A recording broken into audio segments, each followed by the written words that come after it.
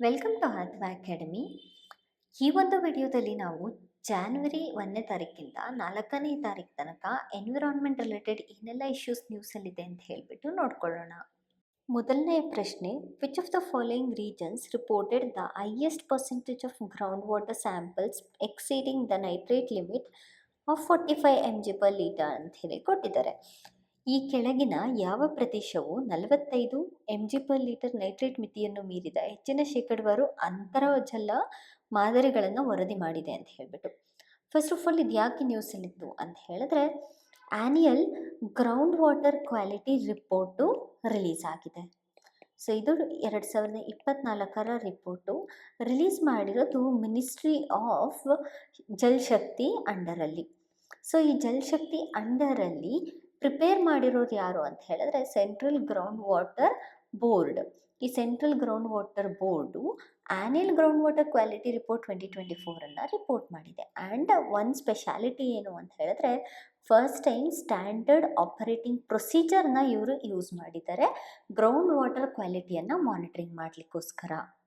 Contamination ಇಶ್ಯೂಸಲ್ಲಿ ಗ್ರೌಂಡ್ ವಾಟರಲ್ಲಿ nitrates, fluoride ಮತ್ತು ಆರ್ಸೆನಿಕ್ ಕಂಟೆಂಟ್ ಜಾಸ್ತಿ ಇದೆ ಅಂತ ಈ ರಿಪೋರ್ಟಲ್ಲಿ ಹೇಳಲಾಗಿದೆ. ಅದೇ ರೀತಿ ಅಗ್ರಿಕಲ್ಚರ್ಗೆ ಸೂಟೇಬಲ್ ಆಗೋ ಥರ ಓವರಾಲ್ ಇಂಡಿಯಾನ ನಾವು ಕನ್ಸಿಡರ್ ಮಾಡಿಕೊಂಡ್ರೆ 81% ಆಫ್ ಗ್ರೌಂಡ್ ವಾಟರು ಅಗ್ರಿಕಲ್ಚರ್ಗೆ ಅಥವಾ ಇರಿಗೇಷನ್ ಪರ್ಪಸ್ಗೆ ಸೂಟೇಬಲ್ ಇದೆ. ಅದೇ ರೀತಿ ನಮಗೆ ನಾರ್ತ್ ಈಸ್ಟ್ ಇಂಡಿಯಾನ ಸಪ್ರೇಟಾಗಿ ಕನ್ಸಿಡರ್ ಮಾಡಿಕೊಂಡ್ರೆ ಟೋಟಲ್ 100% ಗ್ರೌಂಡ್ ವಾಟರ್ ಕೂಡ ನಮಗೆ ಇರಿಗೇಷನ್ ಪರ್ಪಸ್ಗೆ ತುಂಬಾ ಚೆನ್ನಾಗಿದೆ ಅಂತ ಹೇಳಿಬಿಟ್ಟು ಈ ರಿಪೋರ್ಟಲ್ಲಿ ಹೇಳಿದ್ದಾರೆ. ಆ್ಯಂಡ್ ಓವರಾಲ್ ವಾಟರ್ನ ಕನ್ಸಿಡರ್ ಮಾಡಿಕೊಂಡ್ರೆ 20% ಆಫ್ ದ ವಾಟರಲ್ಲಿ, ಅಂದರೆ 20% of the water samples 45 mg/L exceed ಮಾಡಿದೆ. ಅದು ಯಾರು ಕೊಟ್ಟಿರುವಂತಹ ಥ್ರೆಶೋಲ್ಡ್ ಅಂತ ಹೇಳಿದ್ರೆ ವರ್ಲ್ಡ್ ಹೆಲ್ತ್ ಆರ್ಗನೈಸೇಷನು, ಅದೇ ರೀತಿ ಬ್ಯೂರೋ ಆಫ್ ಇಂಡಿಯನ್ ಸ್ಟ್ಯಾಂಡರ್ಡ್ಸ್. ಇದೆರಡು ಕೂಡ ಒಂದಷ್ಟು ಲಿಮಿಟನ್ನು ಕೊಟ್ಟಿದೆ ಡ್ರಿಂಕಿಂಗ್ ವಾಟರ್ ಪರ್ಪಸ್ಗೋಸ್ಕರ. ಅದರಲ್ಲಿ ನೈಟ್ರೇಟು ಟೋಟಲ್ 45 mg/L ಎಕ್ಸೀಡ್ ಆಗಿದೆ ಅಂತ ಕೂಡ ಹೇಳಲಾಗ್ತದೆ. ಇನ್ನು ಸ್ಟೇಟ್ ವೈಸ್ ನೋಡಿಕೊಂಡ್ರೆ ಮಹಾರಾಷ್ಟ್ರದಲ್ಲಿ ನಮಗೆ 35.74% ನೋಡ್ಬೋದು, ತೆಲಂಗಾಣದಲ್ಲಿ 27.48%, ಆಂಧ್ರ ಪ್ರದೇಶಲ್ಲಿ 23% ಆ್ಯಂಡ್ ಮಧ್ಯಪ್ರದೇಶಲ್ಲಿ 25.5% ಇದೆ. ಸೊ ಹಾಗಾಗಿ ಇದಕ್ಕೆ ಸರಿಯಾದ ಉತ್ತರ ಬಂದ್ಬಿಟ್ಟು ಮಹಾರಾಷ್ಟ್ರ. ಮುಂದಿನ ಪ್ರಶ್ನೆ, which of the following sector contributed the least to India's greenhouse gas emission as reported BUR4 ಅಂತ ಹೇಳಿದ್ದಾರೆ. BUR4 ಅಂತ ಹೇಳಿದರೆ ಬೈಅನಿಯಲ್ ಅಪ್ಡೇಟೆಡ್ ರಿಪೋರ್ಟ್ 4, ಅಂದರೆ 4th ಬೈಅನಿಯಲ್ ಅಪ್ಡೇಟ್ ರಿಪೋರ್ಟ್ ಅಂತ ಹೇಳಿಬಿಟ್ಟು ಇದನ್ನು ಇಂಡಿಯಾ UNFCCಗೆ ಸಬ್ಮಿಟ್ ಮಾಡಿದೆ. ಅಂದರೆ United nation framework convention on climate change ಅಂತ ಒಂದು ಆರ್ಗನೈಸೇಷನ್ ಇದೆಯಲ್ವಾ, ಅದಕ್ಕೆ ಈ ಒಂದು ರಿಪೋರ್ಟನ್ನು ಸಬ್ಮಿಟ್ ಮಾಡಿದೆ. ಈ ರಿಪೋರ್ಟ್ ಏನು ಇಂಡಿಕೇಟ್ ಮಾಡುತ್ತೆ ಅಂತ ಹೇಳಿದ್ರೆ, ಗ್ರೀನ್ಹೌಸ್ ಗ್ಯಾಸ್ ಎಮಿಷನ್ನ ನಾವು ಯಾವ ರೀತಿ ಪ್ರೋಗ್ರೆಸಿವ್ಲಿ ರಿಡ್ಯೂಸ್ ಮಾಡ್ತಾ ಇದ್ದೀವಿ ಅನ್ನೋದನ್ನು ಇಂಡಿಯಾ UNFCCಗೆ ಸಬ್ಮಿಟ್ ಮಾಡಿದೆ. ಸೊ ಇದ್ರ ಪ್ರಕಾರ 2019ಗೆ ಕಂಪೇರ್ ಮಾಡಿಕೊಂಡ್ರೆ 7.93% ಅಷ್ಟು ಗ್ರೀನ್ಹೌಸ್ ಗ್ಯಾಸ್ನ ರಿಡ್ಯೂಸ್ ಮಾಡ್ಕೊಂಡಿದ್ದೀವಿ. ಈ ಒಂದು ರಿಪೋರ್ಟಲ್ಲಿ ಸೆಕ್ಟರ್ ವೈಸ್ ಎಮಿಷನ್ ಯಾವ ಥರ ಆಗ್ತಿದೆ ಅಂತ ಕೂಡ ಮೆನ್ಷನ್ ಮಾಡಲಾಗಿದೆ. ಅದರಲ್ಲಿ ಎನರ್ಜಿಯನ್ನು ಕನ್ಸಿಡರ್ ಮಾಡಿದ್ರೆ ಅತಿ ಹೆಚ್ಚು ಎಮಿಷನ್ ಆಗ್ತಿರೋದು ಎನರ್ಜಿ ಸೆಕ್ಟರಲ್ಲಿ, that is 75.66%. Next agriculture through ನಮಗೆ 13.72% ಎಮಿಟ್ ಆಗ್ತಿದೆ. ನಂತರ ವೇಸ್ಟಿನ ಮೂಲಕ 2.56% ಎಮಿಷನ್ ಆಗ್ತಿದೆ. ಸೊ ಕ್ವಶನ್ ಕೇಳಿರೋದು ಲೀಸ್ಟ್ ಗ್ರೀನ್ಹೌಸ್ ಗ್ಯಾಸ್ ಎಮಿಷನ್ನ ಯಾವ್ದು ಮಾಡ್ತಿದೆ ಅಂತ. ಸೊ ಉತ್ತರ ಬಂದುಬಿಟ್ಟು option 4, that is waste. And ಹಾಗೆ ಇಲ್ಲಿ industrial process and product use ಅಂತ ಹೇಳಿಕೊಟ್ಟಿದ್ದಾರೆ. ಇದ್ರ ಥ್ರೂ ಆಗ್ತಿರೋಂತಹ ಎಮಿಷನ್ನು 8.06%. ಸೊ ಇದಿಷ್ಟು ನಮಗೆ ಇಂಪಾರ್ಟೆಂಟ್ ಟಾಪಿಕ್ಕು. ನಿಮಗೆ ಈ ರಿಪೋರ್ಟ್ ಬಗ್ಗೆ ಇನ್ನೂ ಹೆಚ್ಚಿನ ಕಾನ್ಸೆಪ್ಟ್ ಬೇಕು ಅಂತ ಹೇಳಿದ್ರೆ ನಮ್ಮ ಚಾನಲ್ಗೆ ಹೋಗ್ಬಿಟ್ಟು ಡಿಸ್ಕ್ರಿಪ್ಷನಲ್ಲಿ PDF ಅಪ್ಲೋಡ್ ಮಾಡಿದ್ದೀವಿ, ಅದನ್ನು ಡೌನ್ಲೋಡ್ ಮಾಡಿಕೊಂಡು ಓದ್ಕೊಳ್ಳಿ. Next question, which of the following best describes the formula for green GDP?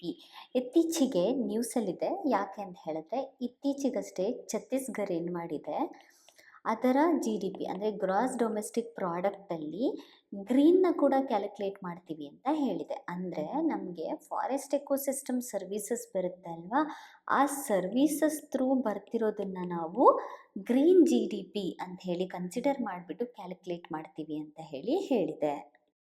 Green G D P ಅನ್ನುವಂತಹ ಕಾನ್ಸೆಪ್ಟನ್ನು ಮೊದಲ ಬಾರಿಗೆ ಛತ್ತೀಸ್ಗಢ ಭಾರತದಲ್ಲಿ ಮೊದಲ ಸ್ಟೇಟು ಗ್ರೀನ್ ಜಿ ಡಿ ಪಿಯನ್ನು ತೊಗೊಂಬರ್ತಾ ಇರೋದು. ಅಂದರೆ ಕಂಪ್ಲೀಟ್ ಜಿ ಡಿ ಪಿಯಲ್ಲಿ ಕ್ಯಾಲ್ಕುಲೇಟ್ ಮಾಡ್ತೀವಿ ಅಂತ ಹೇಳಿಬಿಟ್ಟು ಹೇಳ್ತಾ ಇರೋದು. ಭಾರತದಲ್ಲಿ ಮೊದಲ ಬಾರಿಗೆ ಗ್ರೀನ್ ಜಿ ಡಿ ಪಿ ಅನ್ನುವಂತಹ ಕಾನ್ಸೆಪ್ಟನ್ನು ತೊಗೊಂಬಂದಿದ್ದು 1980ರಲ್ಲಿ. ಸೊ ಇದು ಟ್ರೆಡಿಷ್ನಲ್ ಜಿ ಡಿ ಪಿಯನ್ನು ರಿಫೈನ್ ಮಾಡೋದಕ್ಕೋಸ್ಕರ ಈ ಒಂದು ಕಾನ್ಸೆಪ್ಟ್ ಎಮರ್ಜ್ ಆಯಿತು. ಇಲ್ಲಿ ಫಾರ್ಮುಲಾನ ನಾವು ನೋಡಿಕೊಂಡ್ರೆ net domestic product minus cost of resource depletion plus cost of ecosystem degradation. ಅಂದರೆ ನಮ್ಮಲ್ಲಿ ಬರುವಂತಹ ನೆಟ್ ಡೊಮೆಸ್ಟಿಕ್ ಪ್ರಾಡಕ್ಟಲ್ಲಿ ರಿಸೋರ್ಸ್ ಯಾವ ರೀತಿಯಲ್ಲಿ ಡಿಪ್ಲೀಷನ್ ಆಗಿದೆ ಮತ್ತು ಎಕೋಸಿಸ್ಟಮ್ ಡಿಗ್ರೇಡೇಷನ್ ಆಗಿದೆ ಅದನ್ನು ಮೈನಸ್ ಮಾಡಿದ್ರೆ ನಮಗೆ ಗ್ರೀನ್ ಜಿ ಡಿ ಪಿ ಬರುತ್ತೆ ಅಂತ ಹೇಳಿಬಿಟ್ಟು ಹೇಳಲಾಗ್ತಿದೆ. So option 2 is the correct answer. ಇದಿಷ್ಟು ನಮಗೆ ಎನ್ವಿರಾನ್ಮೆಂಟ್ ರಿಲೇಟೆಡ್ ಕೇಳಿದಂತಹ ಪ್ರಶ್ನೆಗಳು. ನೆಕ್ಸ್ಟು ಸೈನ್ಸ್ ಆ್ಯಂಡ್ ಟೆಕ್ನಾಲಜಿಯಲ್ಲಿ ಈ ಒಂದು 4 ದಿನದಲ್ಲಿ ಯಾವ್ಯಾವ ಪ್ರಶ್ನೆಗಳು ಬಂದಿದೆ ಅಂತ ಅಥವಾ ಯಾವ್ಯಾವ ಇಶ್ಯೂಸ್ ಇದೆ ಅಂತ ಹೇಳಿ ನೋಡ್ಕೊಳ್ಳೋಣ. With reference to S S I Mantra consider the following statement. First statement ಬಂದುಬಿಟ್ಟು it is India's first indigenous surgical robot developed by startup S S innovation. First one is correct option. ಅಂದರೆ S S I Mantra ಅನ್ನೋದು ಒಂದು robot, ಅಂದರೆ ಇದು surgical robot. ಯಾರು develop ಮಾಡಿದ್ರು ಅಂತ ಹೇಳಿದ್ರೆ ಎಸ್ ಎಸ್ ಇನೋವೇಷನ್ಸ್ ಅವರು. ಕರೆಕ್ಟ್ ಅಲ್ವಾ? ಸೊ ಹಾಗಾಗಿ option 1 correct answer. Next the robot is equipped with 5 arms and offers a magnified 12x view of the surgical area. Option 2 ಕೂಡ ಕರೆಕ್ಟ್ ಆನ್ಸರೇ. ರೋಬೋಟ್ 5 ತೋಳುಗಳನ್ನು, ಇದರಲ್ಲಿ 5 ತೋಳುಗಳಿದೆ ಮತ್ತು ಶಸ್ತ್ರಚಿಕಿತ್ಸೆ ಪ್ರದೇಶದ 12x ನೋಟವನ್ನು ವರ್ತಿಸುತ್ತದೆ. ಅಂದರೆ ಶಸ್ತ್ರಚಿಕಿತ್ಸೆ ಮಾಡುವಾಗ ಮೆಟಿಕ್ಯುಲಸ್ ಆಪರೇಷನ್ಸ್ ಈಸಿ ಆಗಲಿ ಅಂತ ಹೇಳಿಬಿಟ್ಟು ಈ ರೀತಿಯ ಒಂದು ಪ್ರೊಸೆಸ್ನ ಮಾಡಿದ್ದಾರೆ. ಇನ್ನು ಎಸ್ ಎಸ್ ಐ ಮಂತ್ರ ಬಗ್ಗೆ ಹೇಳಬೇಕು ಅಂತ ಹೇಳಿದ್ರೆ ಮಹಾರಾಷ್ಟ್ರದಲ್ಲಿ ಮೊದಲನೇ ಬಾರಿಗೆ ಭಾರತದಲ್ಲೇ ತಯಾರು ಮಾಡಿರುವಂತಹ ಸರ್ಜಿಕಲ್ ರೋಬೋಟ್ ಇದು.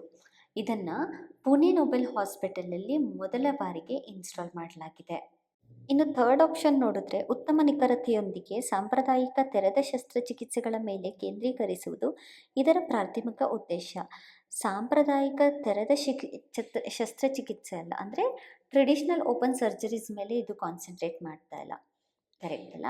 ಬಿಕಾಸ್ ರೋಬೋಟಿಕ್ ಸರ್ಜರೀಸ್ ಅಂತ ಹೇಳಿದ್ರೆ ಪ್ರೈಮರಿ ಆಬ್ಜೆಕ್ಟಿವ್ಸ್ ಏನು, ಟ್ರೆಡಿಷ್ನಲ್ ಓಪನ್ ಸರ್ಜನ್ನ ಇನ್ನೂ ಕೂಡ ಪ್ರಿಸೈಸ್ ಮಾಡೋದು. ಸೊ ಅದ್ರ ಮೇಲೆ ಇದು ಕಾನ್ಸಂಟ್ರೇಷನ್ ಮಾಡ್ತಿಲ್ಲ. ಸೊ ಹಾಗಾಗಿ ಉತ್ತರ ಬಂದ್ಬಿಟ್ಟು option 1 and 2 only.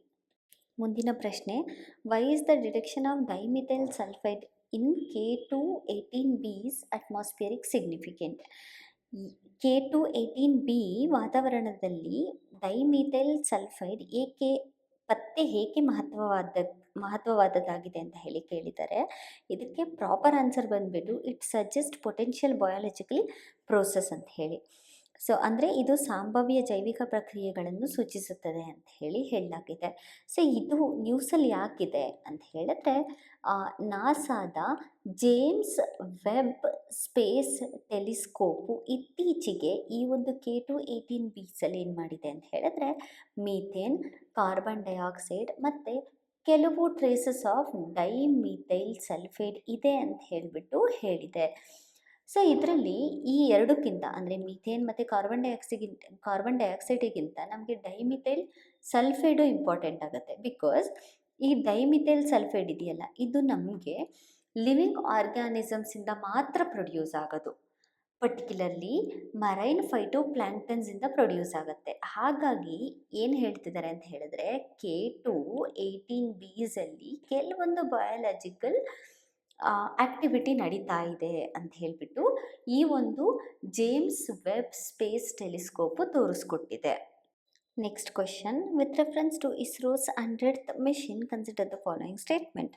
The mission will use GSLV Mk 2 launch vehicle with an indigenous cryogenic stage ಅಂತ ಹೇಳಿದ್ದಾರೆ.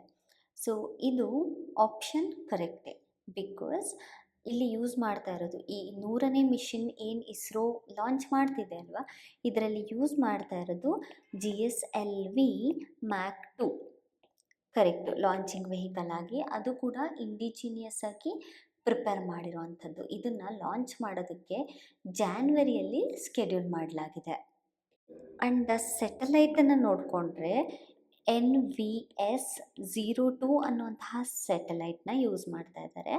ಅದು ನ್ಯಾವಿಕ್ ಅನ್ನುವಂತಹ ಜನ್ರೇಷನ್ ಆಫ್ ಸೆಟಲೈಟ್ಸಲ್ಲಿ ಸೀರೀಸಲ್ಲಿ ಇದು ಸೆಕೆಂಡ್ ಸೆಟಲೈಟ್ ಆಗಿದೆ.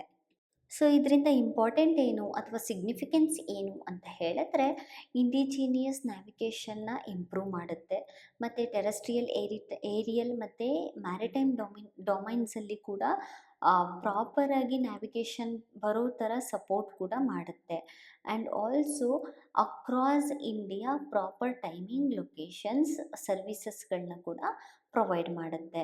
ಆ್ಯಂಡ್ ಇದರಿಂದ ನಮಗೆ ನ್ಯಾಷನಲ್ ಸೆಕ್ಯೂರಿಟಿ ಇಂಪ್ರೂವ್ ಆಗುತ್ತೆ. ಫಾರಿನ್ ನ್ಯಾವಿಗೇಷನ್ ಸಿಸ್ಟಮ್ ಮೇಲೆ ನಾವು ಕಂಪ್ಲೀಟಾಗಿ ಡಿಪೆಂಡ್ ಆಗಿರೋದು ಕೂಡ reduce ಮಾಡ್ಬೋದಾಗತ್ತೆ.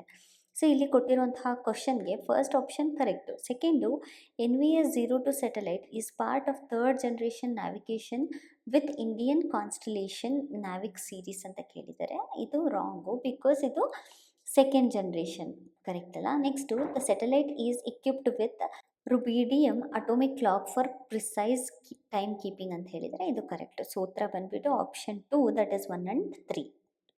Next question, what is the primary significance of Bharat small reactors for India's energy strategy? ಇದಕ್ಕೆ ಕರೆಕ್ಟಾಗಿರೋ ಆನ್ಸರ್ ಬಂದುಬಿಟ್ಟು option B, that is to diversify India's nuclear energy portfolio with compact and efficient reactor ಅನ್ನೋದು correct answer ಆಗುತ್ತೆ. Bharat small reactors ಅನ್ನೋದು nuclear reactors. ಇದನ್ನು ಭಾರತದಲ್ಲೇ prepare ಮಾಡಿರೋದ್ರಿಂದ India's indigenous pressurised heavy water resources ಅಂತ ಹೇಳಿಬಿಟ್ಟು, ರಿಸೋರ್ಸಸ್ ಟೆಕ್ನಾಲಜಿ ಅಂತ ಹೇಳಿಬಿಟ್ಟು ಹೇಳಲಾಗ್ತಿದೆ.